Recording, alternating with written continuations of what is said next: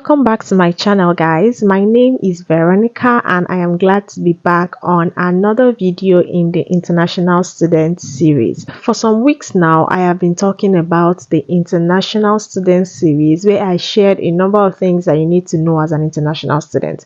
The first one, I shared 10 things that you need to know before you start your journey as a student, either as an undergraduate or as a postgraduate student in UK or anywhere outside your local country. In my last video as well, I spoke about 11 major mistakes or things that you need to avoid as an international student. Today, I am going to be moving further by telling you some few things that you need to do first immediately you come into the UK or into your country, wherever you go as an international student. If you're interested in videos like this, then stay tuned and let's delve into today's video.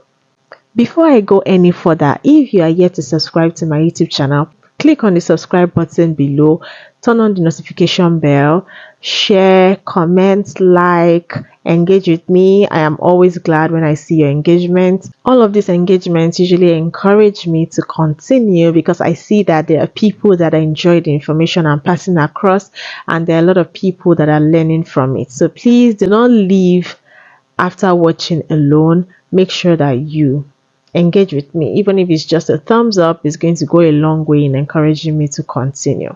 Today, I am going to be telling you the first few things you need to do just immediately you come into the UK as an international student. I believe that this would help you because sometimes you might be stuck between how to balance everything you need to do, especially when you are coming in newly. And apart from even getting balanced, you might not know the things you're supposed to get done. This video would help you. So if you are going to be coming into the UK in the next few weeks, next few months, make sure that you save this video, make sure that you share it with people that are coming as an international student, and make sure that you remind them. If it's you, make sure that you tick all of the points I'm going to mention today so that you're sure that you've done all the necessary things that you're supposed to do as an international student immediately you come into the UK. For someone like me, I had friends, like I said, if you watch my previous video, most of my friends are from the previous set, not in my own set, so they were able to put me through on most of these things. In case you do not have so many people in this category, this would help you and you can just use this video as a guide. So if you're ready, I am ready. The first thing you are supposed to do as soon as you get into the UK, that's if you've not even sorted it from your local country, is to get an accommodation. So if you are very lucky, if you're very privileged to get your accommodation sorted before coming into the UK, then that would be better. There are a lot of apps that you can use to search for accommodation. It's just that it's not very easy when you're not yet in the country because you have to do some viewings. Here you don't just pay for an accommodation, you have to check it to be sure that you like it. You have to check it and ensure that it meets your standard and it's what you're paying for that you're going to be getting. So it's quite difficult, although I know few people that were able to get an accommodation from Nigeria, and when they got here it was what they wanted, and some of them just had to take what they got the way it was because they opted for online viewing or virtual viewing. And there's a difference between viewing online and seeing it physically. But yeah, that's by the way. If you are not among the set of people that are able to sort accommodation from your local country, then immediately you get into the UK, the first thing you have to work on is sorting your accommodation. In my own case, the school accommodation was already filled, even if some other people still got accommodation after me, but that was because maybe more people left and then they were able to get accommodation. But for me, I wasn't, because when I was applying even from Nigeria, I was told that because I was going to be coming late, I was going to lose the room or slot that would have been kept for me, and so I have to sort my accommodation when I came. My friends advised me to go check for an emergency accommodation, and what I mean by emergency accommodation from school is like a short stay accommodation pending when I'll be able to get a permanent one. My whole accommodation story is a whole story on its own, and I feel like I'm going to share that later in one of my videos. But accommodation is a major thing, especially if you're coming to Edinburgh. If you're coming to Edinburgh, you'd have to be very keen on accommodation. If possible, just get a school accommodation. Do not bother looking for accommodation outside. And this is from my own experience. You might be lucky to get an accommodation, but it will most likely be a shared apartment, and staying in a shared apartment is a different ball game entirely. Like, it is a different ball game from what you've experienced before. So please just stay in the student accommodation if you're going to be in Edinburgh. So like I was saying, I went to school and I was able to sort something, but I also got an alternative for a few days where I could stay instead of staying in school where I would have paid for the short stay. So I just had to stay there in the alternative I got with some of my friends until I was settled and until I got a place. Okay. And yeah, that was how I continued. I moved for about 2 or 3 times before I eventually finished school, because accommodation, it's really a different ball game, and because you are going to be sharing with people, it's going to be a lot. So please and please, accommodation is very important. If you can sort it from where you are coming from, please do, but also be very careful, because if you want to get an accommodation from where you are, you would not be seeing it physically, and it's just advisable to do that. Especially if it's going to be shared, it's advisable to meet with your neighbors and just figure out if you'll be able to manage with the situation pending when you'll be through with school. But as a student, from my own personal experience, I would advise that you stay in school. Like I said in one of my previous videos, I think the video where I shared a typical week in my life as a student, I told you the hassle I had to go through because my house is about 1 hour from school by bus. So I have to go 1 hour to 1 hour fro every other day that I am going to school. It's a lot. So please, if you cannot stay close to school, stay in school. Accommodation is very important. Sort it before you come. If you can't sort it immediately you come. If you have people to stay with them pending when you'll be able to view good places and secure an apartment, or probably go straight to school and get an accommodation. All of these dynamics would play out, but make sure that you choose one that will be suitable for you in the first few days when you come into the UK. The very next thing that will come after accommodation is your BRP. BRP means biometric residence permit. So it's a permit that would allow you to be resident in the UK. It's different from your visa. When you get to the UK, or before you even get to the UK, you might probably have gotten a mail telling you that your BRP is ready for collection and has been delivered to a particular address.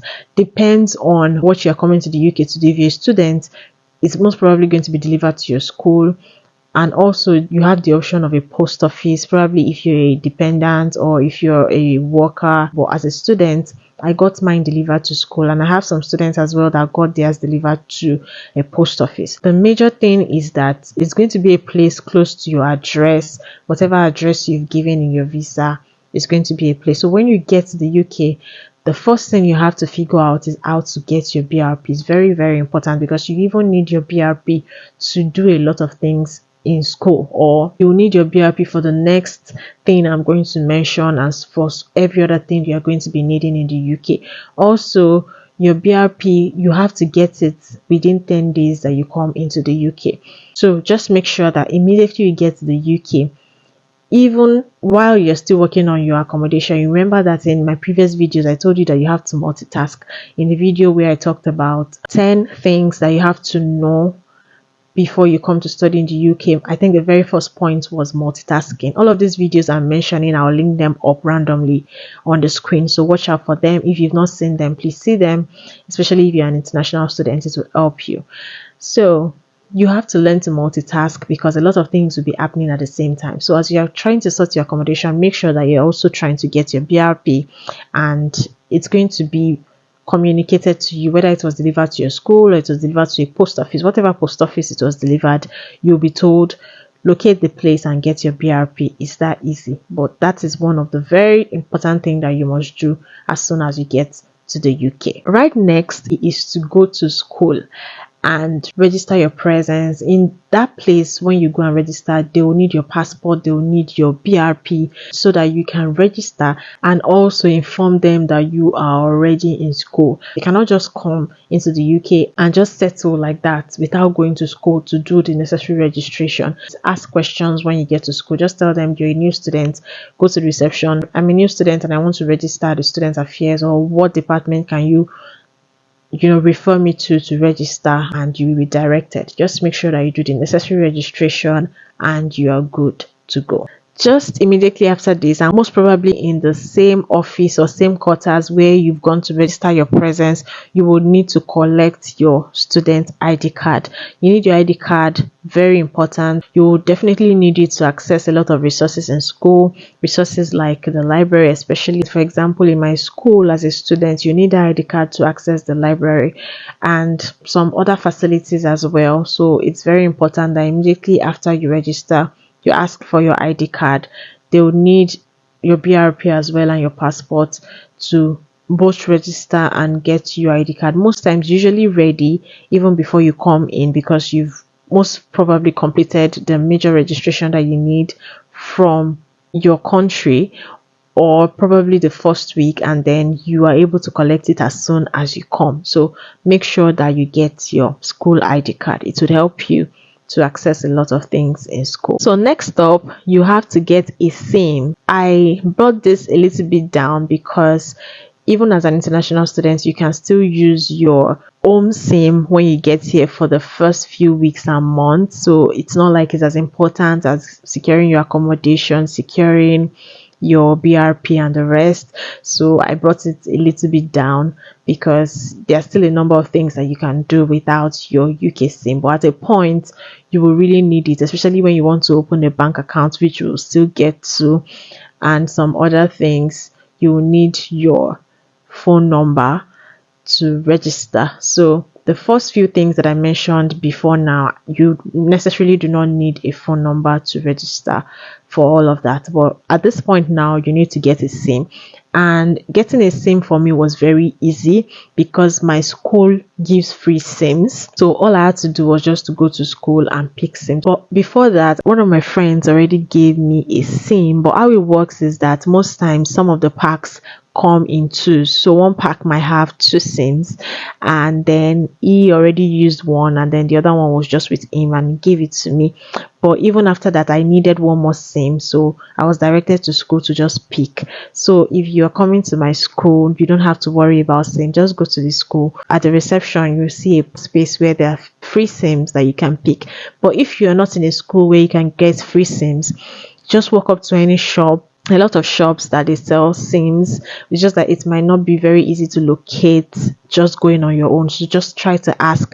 It was even when I got familiar with places, that's when I started seeing SIMs randomly. It's quite easy to get. So get it, register yourself, and you don't necessarily need to always subscribe. Let me just touch that, because there are a lot of places that would have Wi-Fi. For example, your accommodation might already have a built-in Wi-Fi, and then your school will have Wi-Fi. Some few buses, although not all buses, might have. So you only need to subscribe for your transit to and fro, but most times in school you're already connected and all of that. But your phone number is very important because you need it for most of your registration. When you want to apply for jobs, you would need it. When you want to apply for a lot of things, you need your phone number. So get a SIM, it's very important, and then you can go on with other things from there. But it's very easy to get a SIM. Go to school or ask people, they will help you to get one. The next on my list, which is number 6, is to get your NI number. NI means National Insurance Number. So this is a number that would help the UK government to calculate your insurance. Is a very important number, especially when you want to work. So if you're looking at working, if you're looking at getting a job, the NI number is a process that will take about 4 weeks. So it's quite advisable to apply for it early so that you can just allow time pass for when it's going to be 4 weeks, when you would have settled and the letter is ready. So it's okay if you can do it early enough. It's just for you to process it. Go to the gov.uk website and search for NI number. It's quite easy. All you have to do is go on the link and follow the prompts, and then they would send you a mail giving you a reference and telling you that the letter will come in the next 4 weeks. But you have to have an accommodation or a secure place where you can get that letter so it doesn't go missing. So sort your accommodation, sort your address, your postcode, ensure that you have the right address, the postcode, so that you can apply with that, and then you can get your NI number. If you do not have that NI number, I do not think you can work, because most of the organizations would always ask for your NI number, and you can use that NI number to secure a shared code which you can be sharing with your employers. You understand all of this better when you get here, but just have it in mind that there's something like NI number that you have to apply for, and then you can make more research on it so that you can work on it when you come here. But NI number application requires that you do it early so that you can get it on time, especially if you want to work. So if you're not someone that is very interested in working, you can slow down on this process. But if you are, please do it as soon as you come, so that time will pass, and then within 4 weeks you can get your letter that would have your NI number in it, and then you can proceed to start applying for jobs. If you're enjoying this series, please do not forget to subscribe. This is me just interrupting so that I'll remind you. Do not just watch and go. Share with people that will need it, especially your siblings, your friends, your colleagues, those people that are coming into the UK or to other countries. They might also pick one or two things from the videos in this series. Let them watch and let them learn, so that it's much more easier. All right, so let's go ahead with the video. The next one now would be for you to open a bank account. This is another important one, because definitely you will need a bank account where you can get your money paid in, you can keep your money in, you can use the card to withdraw, you can use the card as well to do a lot of online purchase. So it's very important. But the truth is that before you even go to a physical bank, there are some online banks and virtual banks that you can apply to, which you get their cards in few days, few hours, few days, and you can start using them while you wait to go to the physical bank. The physical banks are more advanced, so it's still better to have a physical bank card and account, just that they have more requirements than these virtual banks. They'll need your BRP, your passport, your house address, and even a letter from your school most times confirming that you're a student. So if you do not have all of that ready, you can just focus on getting one of those virtual banks, and then when you're settled and you have all the requirements, one thing you can do is to just walk into any bank that you're interested in opening an account with them, get the requirement, and see if you tick all of the boxes. If you have all the requirements, if you have, you can just open the bank account immediately. Some of them don't even require you to go to the bank physically. You can always apply or open an account online. They'll put you through. If you're good, fine, go ahead with it. But if not, please have a temporary account first, and then you can focus on getting a physical bank account later. But it's very important, and it's one of the first few things that you should do when you get into your country. Now that you've done all of this, another important thing that you should do now is to schedule appointments with your lecturers. Get familiar with all of the happenings in school, the timetable, your classes, your lecture hall. That's another thing. Most times the schools here are always big. They are very big, but the good thing about it is that it's well labeled and it's quite easy for you to move around, but you must actually understand how the labeling works. So if you were not able to meet up with the induction, this is the time where you have to familiarize yourself with places around the school, especially the places where your lectures will hold. You might be hearing names like JP 2000, ML 500. I'm talking about lecture halls. They might tell you James Button, room 20, all this kind of stuff, and you just be confused. Where is James Button? What number is this? But there'll be different buildings. Yeah, that's the word. Different buildings, different rooms for lectures. Get familiar with all of this. One thing I did when I came in, apart from having friends with the set prior to mine, I also reached out to people in my set because I didn't know anybody in my set. So what I did was I went on the student portal, and then I searched for each courses. There's a way that I could see the other students that were offering the same course as me. So what I did was I was able to get their Teams link, because we use Teams here a lot, and then everybody would have a Teams link or Teams name. So I searched for some of them on Teams and I was able to reach out to them. I sent messages to about maybe 10 or 12, I can't really remember.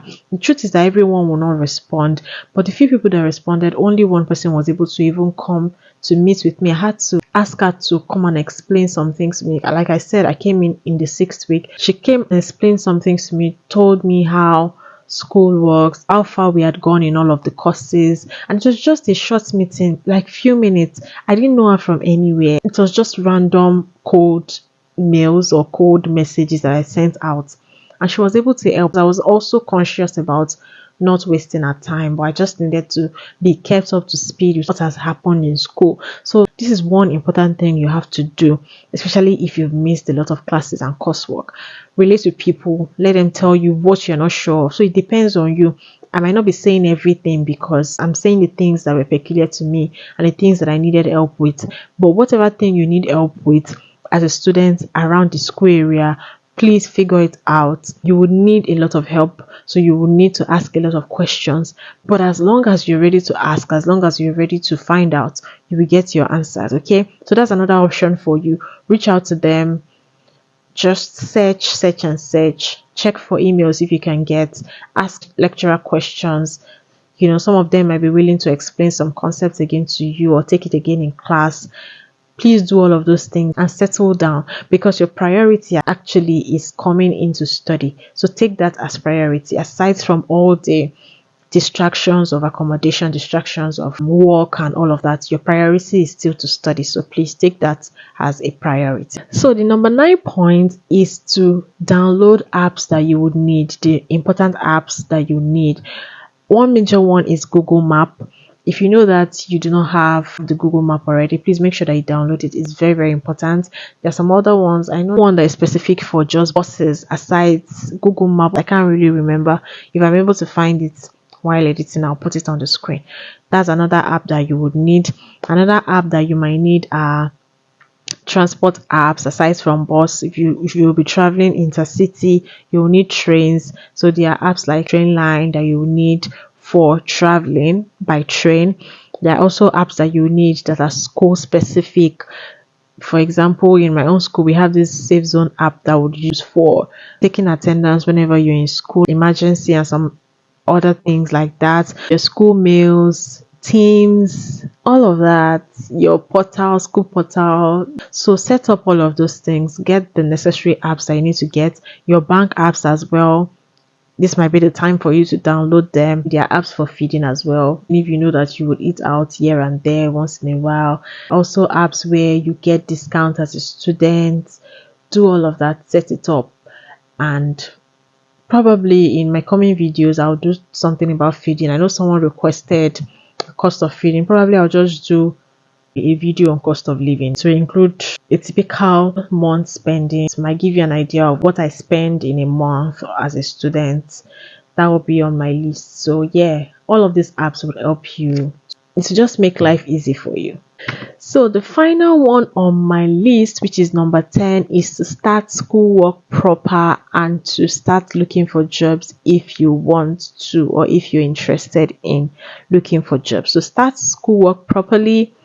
Also, have it in mind that all of those things I mentioned, most times you have to run it concurrently.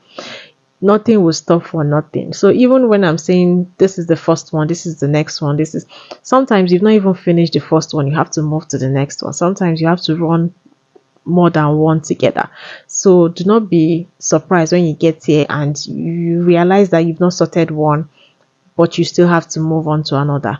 You would have to learn to multitask, like I said. So start your schoolwork. If you have courseworks that are due, please start working on them. In my video when I talked about a typical day in my life as a student, oh no, not that one, when I talked about 10 things that you need to know before you come into study, and I was talking about deadlines, I spoke about always writing out all of my courseworks and the deadlines so that I do not miss out on them.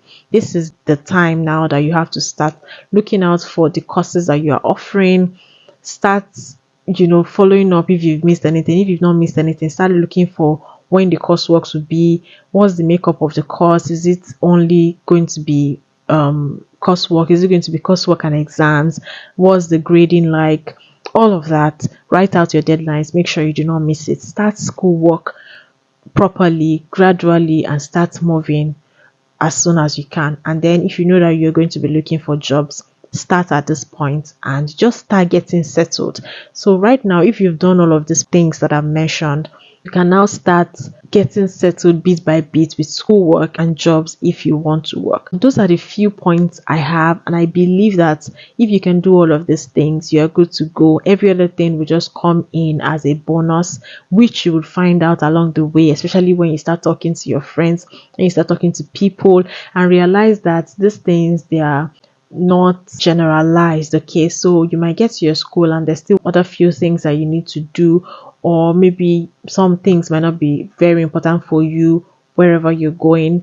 I'm saying this from my own experience, so except you fit into my own context of life, like you're coming to my school, you're coming to my location, please find out what is specific for you in whatever location that you're going. And I believe that you would be able to maximize the first few weeks and first few months of your stay in the UK or in your country whenever you come in as an international student.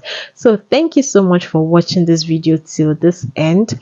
If you were able to learn one or two things, it means that this video is for you. So please stay tuned by subscribing, turning on the notification, sharing the video, engaging with me, because I'm still going to be putting up more video in this series. Also, ensure that you watch the previous videos that I've put out and engage with me. If you have any specific questions, please drop it in the comments. I would respond to you. If you need to reach out to me, please send me an email or reach out to me through my contact in the description box below. Having said that, I'll see you all in my next video. Thank you so much for watching. Bye guys.